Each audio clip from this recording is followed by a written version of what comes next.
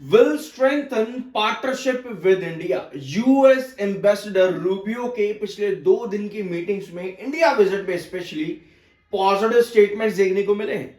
अब in positive statements का impact market पर भी पड़ेगा और ये जो डील्स यहां पर अब हैं, बिल्स भी यहां पर साइन किए जा रहे हैं। फॉर एग्जांपल शांति बिल जो कि इंडिया ने पास यहां पर किया है, जिसको यूएस ने वेलकम भी किया है। प्राइवेट पार्टनरशिप ज्यादा नहीं रहेंगी, लिमिटेड रहेंगी प्राइवेट पार्टनरशिप्स न्यूक्लियर सेक्टर के अंदर, और इंटरेस्ट अब यहां पर दिखाया है सिविल एंड न्यूक्लियर कॉपरेशन में। अपार्ट फ्रॉम दिस डिफेंस और आपके एनर्जी सेक्टर पर भी इन मीटिंग्स में पॉजिटिव आउटकम्स देखने को मिले हैं और इन सब का इंपैक्ट देखने को मिल सकता है पॉजिटिव आपके आने वाले सेशंस की ओपनिंग पे। लेकिन अभी भी एक कंसर्न जो यहां पर है, देख सकते हो यहां पर क्रिटिकल मिनरल सप्लाई चेन भी यहां पर बनाई जाएगी और shared energy security goals, advancement in shared energy security goals, यहां पर भी कॉपरेशन देखने को मिलेगा इंडिया और यूएस के बीच में। तो ये पॉजिटिव स्टेटमेंट्स है, लेकिन अभी भी जो है कोई ब्रेक थ्रू नहीं निकला है इन मीटिंग्स के अंदर ट्रेड डील्स को लेकर के, यानी कि टैरिफ्स और ट्रेड डील्स यहां पर आगे क्या होगा उनको लेकर के कोई नया आउटकम नहीं आया है। US ambassador to India Sergio Gor said the two countries continue to actively engage on the proposal agreement। जितने भी एग्रीमेंट यहां पर साइन किए गए हैं उन पर जल्द काम किया जाएगा, बट स्टिल ट्रेड डील पर आगे क्या होगा कोई अपडेट अभी नहीं है। एक पॉजिटिव चीज आपके अडानी पावर में और हुई है यहां पर पिछले 2 दिनों के अंदर, केयर एज ने अपनी रेटिंग AA स्टेबल कर दी है अडानी पावर के लोन फैसिलिटीज को लेकर के। एडिशनल टर्म लोन फैसिलिटीज जो रेटिंग आपकी होती है वहां पर केयर ने AA स्टेबल की रेटिंग दी है और कंपनी में बैंक फैसिलिटी लोन्स की जो है अमाउंट उसको भी इंक्रीज कराए। 46,000 केयर ए रेटिंग, 46,000 करोड़ के बैंक लोन फैसिलिटीज को यहां पर रीअफर्म किया है केयर ने AA स्टेबल रेटिंग के साथ में और A1 केयर रेटिंग के साथ। 12,000 करोड़ की अदर बैंक फैसिलिटीज भी असाइन यहां पर करी है और एनसीडीज पर भी इन्होंने AA की रेटिंग जारी करी है अडानी पावर के अंदर।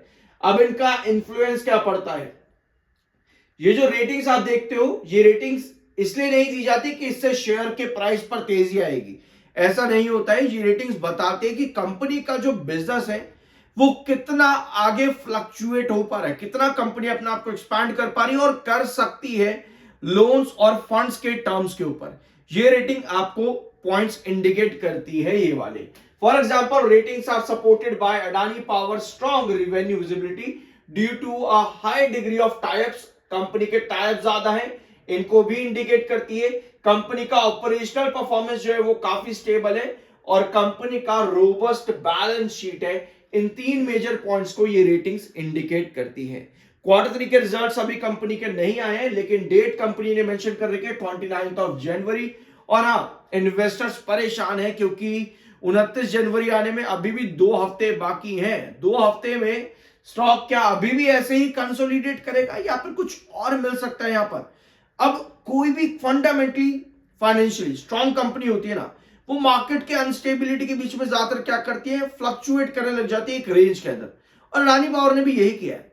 यानी मार्केट को कुछ पॉजिटिव चाहिए, अगर हम मार्केट को साइड में रखते हो तो अडानी पावर को कुछ पॉजिटिव चाहिए और वो पॉजिटिव आ सकता है 2 हफ्ते के बाद, यानी कि 29 जनवरी कंपनी के Q3 के रिजल्ट्स पर। Q3 का प्री एनालिसिस चैनल पर अवेलेबल है, जरूर देख लेना। 62.3 का MFI एंड 45.8 का आपका RSI है और कंसोलिडेशन जोन आपको मालूम ही होगा। वीडियो में आगे जाने से पहले सब्सक्राइब जरूर कर देना। आई एम NISM सर्टिफाइड और अगर आप सीखने और लर्निंग के लिए मुझे ज्वाइन करना चाहते हो, डिटेल्स डिस्क्रिप्शन बॉक्स में आपको मिल जाएगी। यह है पिछले 2 सेशन की कंडीशन, बल्कि अगर हम पिछले 3 से 4 सेशन भी स्टॉक को देखें तो आपको यहां नजर आएगा कि स्टॉक में नीचे की टेल लंबी है जो कि बायर को इंडिकेट कर रही है, बट स्टिल उसके बावजूद भी स्टॉक की एक रेंज के बीच में ही फ्लक्चुएट कर रहा है क्योंकि दिन के आखिर में जाते हैं तो कहीं ना कहीं सेलिंग पर नजर आता है ये स्टॉक। अब अडानी पावर में 138 से 145 ये कंसोलिडेशन जोन है, इनवर्स का पैटर्न का अभी तक चले ही जा रहा है ये, ठीक है। इसको ब्रेकआउट होने के लिए कुछ ना कुछ पॉजिटिव चाहिए। बांग्लादेश से न्यूज आने रही है, रिजल्ट कंपनी के अभी भी 2 हफ्ते के बाद है। यूएस से डील फाइनलाइज अभी तक नहीं हो पाई है, देखते हैं। अभी जो आपके नेगोशिएशंस नहीं है उन पर कोई अपडेट नहीं है, लेकिन बाकी की जो डील्स है, जैसे कि अभी आपने शांति वाली डील देखी, ये बिल्स पास हो रहे हैं, बट बाकी इंपॉर्टेंट पॉइंट्स अभी भी मार्केट को नहीं मिल रहे। तो अडानी पावर लास्ट सेशन आपके पास नीचे की टेल लंबी है, पॉसिबल है कि एक बार फिर से छोटा मोटा रिटर्न बनाता देखने को मिले, जैसे कि 145 का आपका रिस्ट्रिक्शन है।